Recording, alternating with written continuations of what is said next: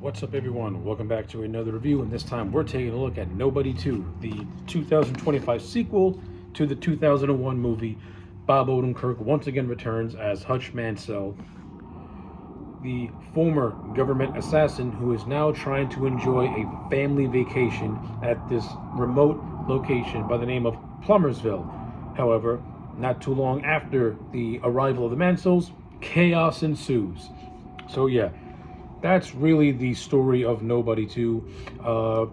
What I like about both Nobody movies is that they don't tell these complex plots. They're very straightforward and they're very simple. And for movies like these, they don't need to be over the top or have this deep lore about it. They just need to be just solid, fun action movies. And if you like Nobody 1, then you're gonna like Nobody 2 because it just provides that same thing, just mindless fun action.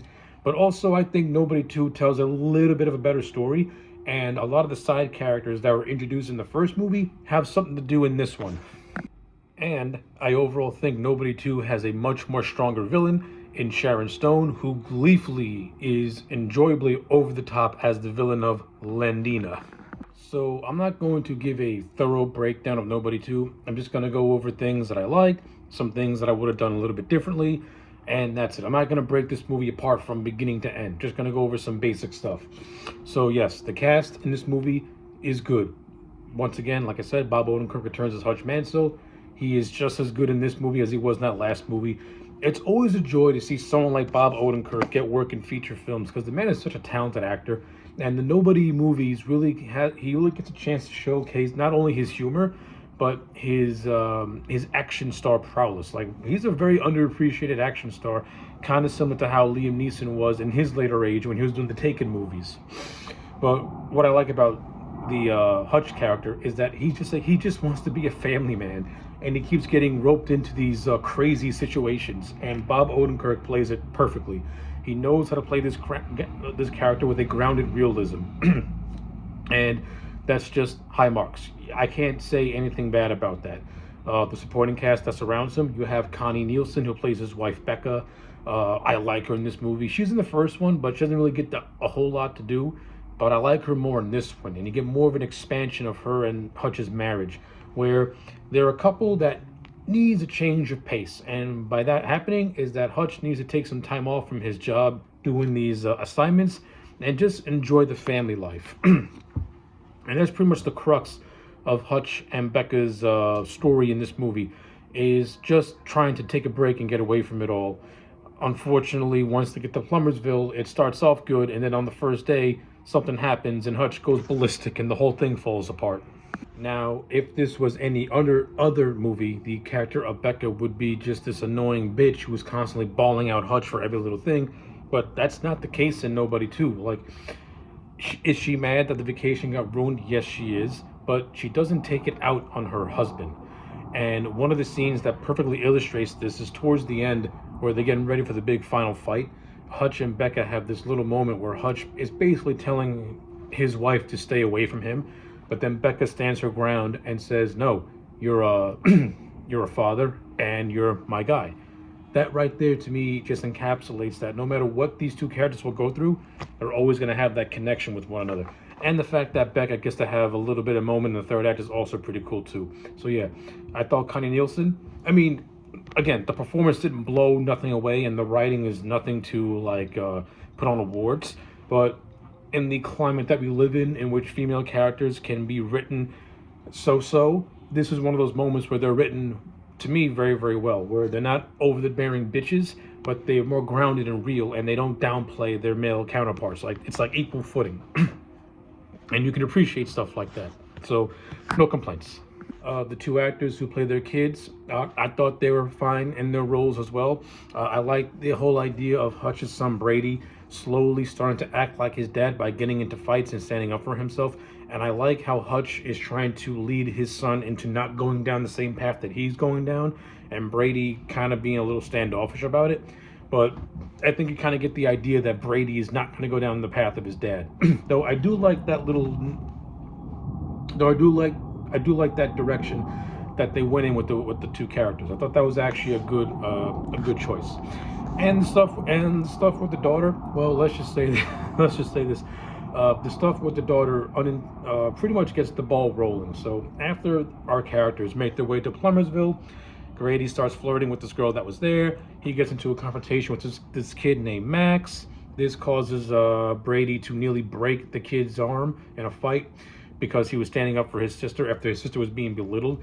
Then after security escorts them out of the arcade, one of the guys smacks Hutch's daughter right on her head, and this is what causes Hutch to go absolutely postal and beat everyone up in this thing. So, which is actually a very entertaining action set piece where Hutch beats everyone up as the Offsprings come out and play is in the background. So, good action scene. I like it a lot.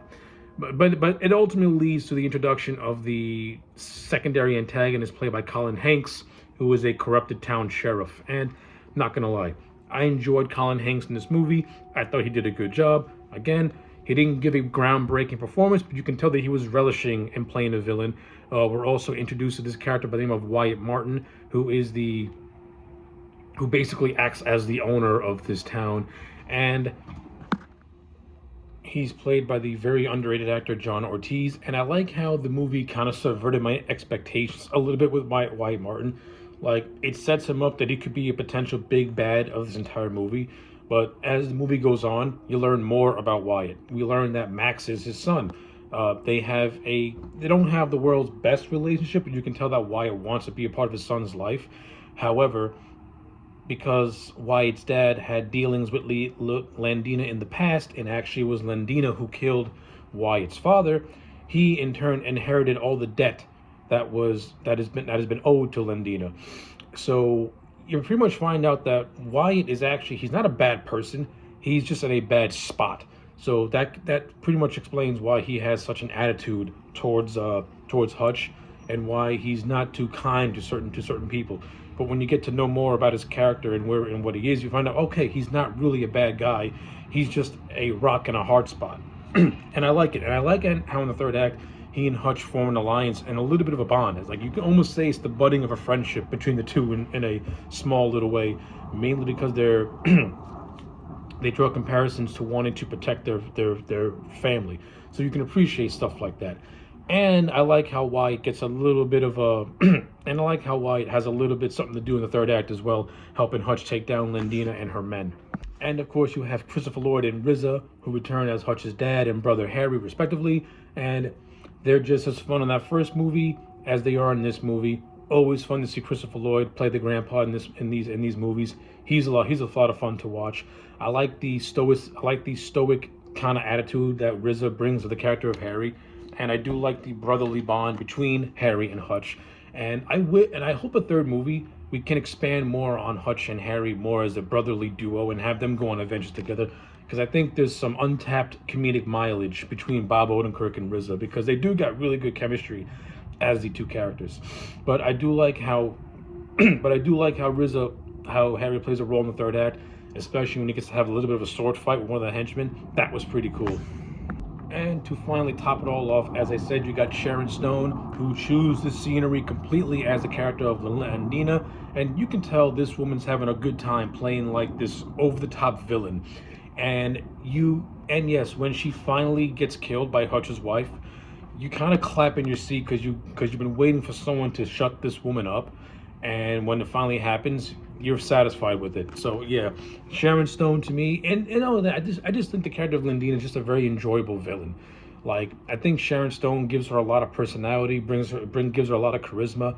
If you actually read up about Sharon Stone's inspiration to playing this villain, she took a lot of influence from like the toxicity that you see online, and she applied all that to the character of Landina. And I think it translated very, very well, because Landina comes across as holier than thou.